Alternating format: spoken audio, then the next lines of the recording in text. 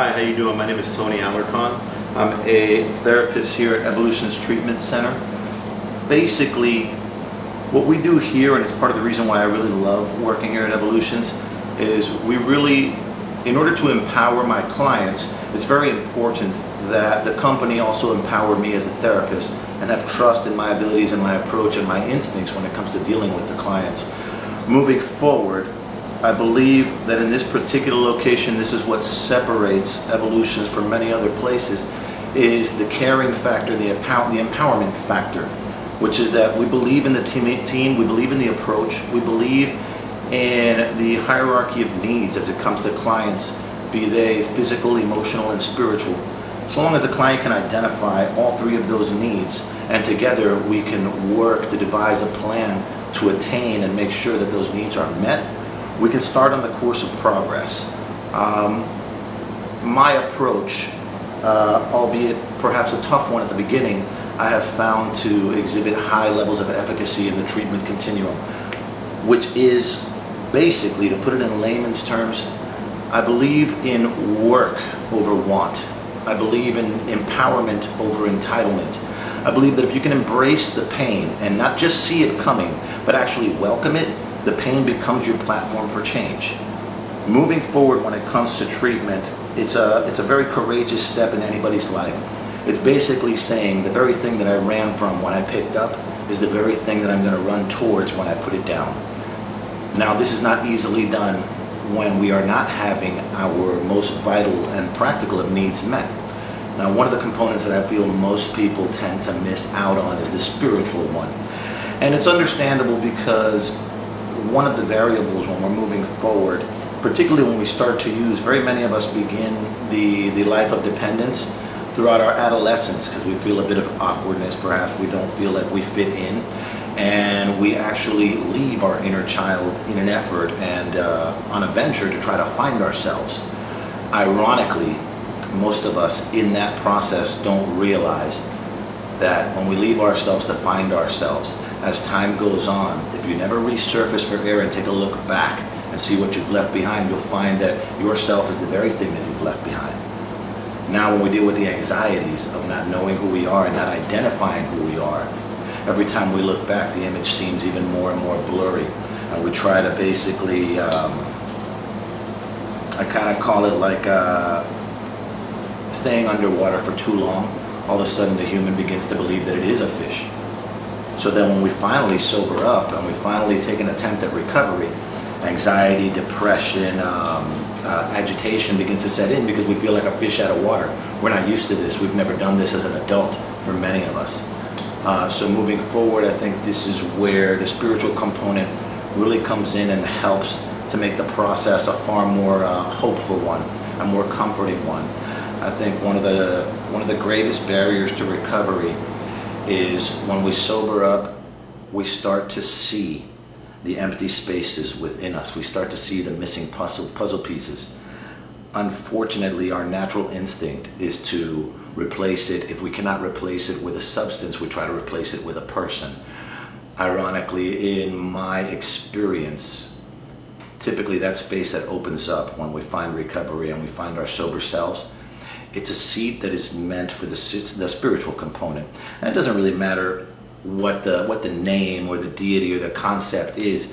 I mean, it can be God, it can be anything, you name it. You call it an apple, you can call it a dog. It doesn't make a difference. As long as it's a power greater than you and not a tangible person. As long as you can separate it and keep it spiritual, not physical or emotional, when that fills the space, it basically breeds healing. Once you have healing, then you can begin to reattain the components in your life that perhaps you thought were missing. But you don't want to give that seat up to something that is not going to be conducive to your recovery.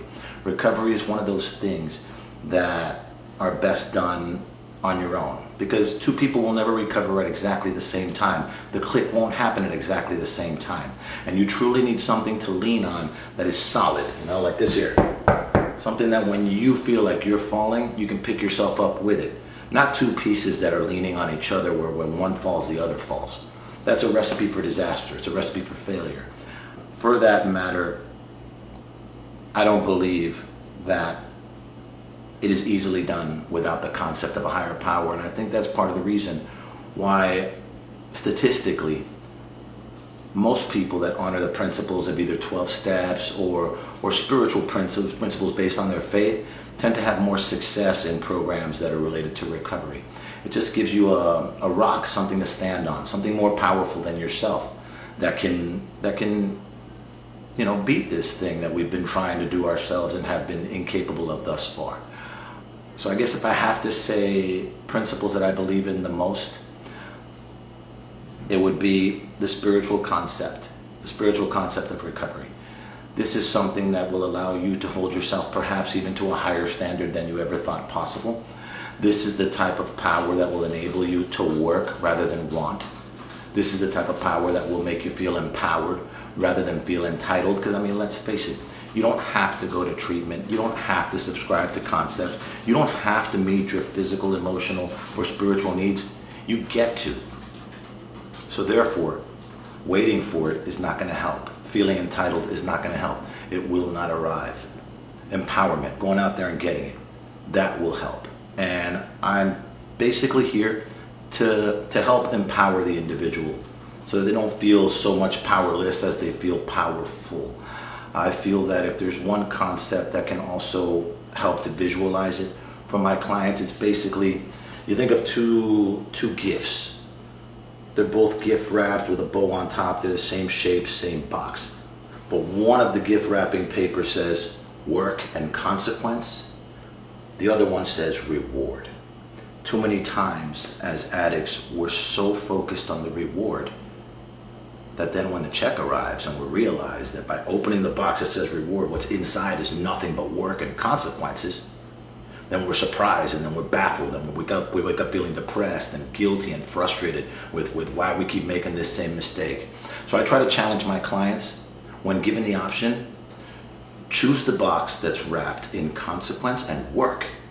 Because if you can choose your work and you can choose the consequence, if you can choose your pain, inside that box is always going to be the reward. And then the consequence and the work will never catch you by surprise. You can dress for it, you can prep for it, you can get the reps in, you can know exactly what you're getting into.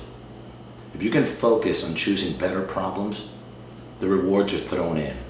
But if you focus on choosing better rewards, you'll never be able to conceive nor predict the consequences and the work that ensues. So in essence, this is about choosing better problems, making pain your platform, realizing that if you put in the work, only good things are going to come out of it. But if you put in the want, you get nothing. That's all I got. Thank you.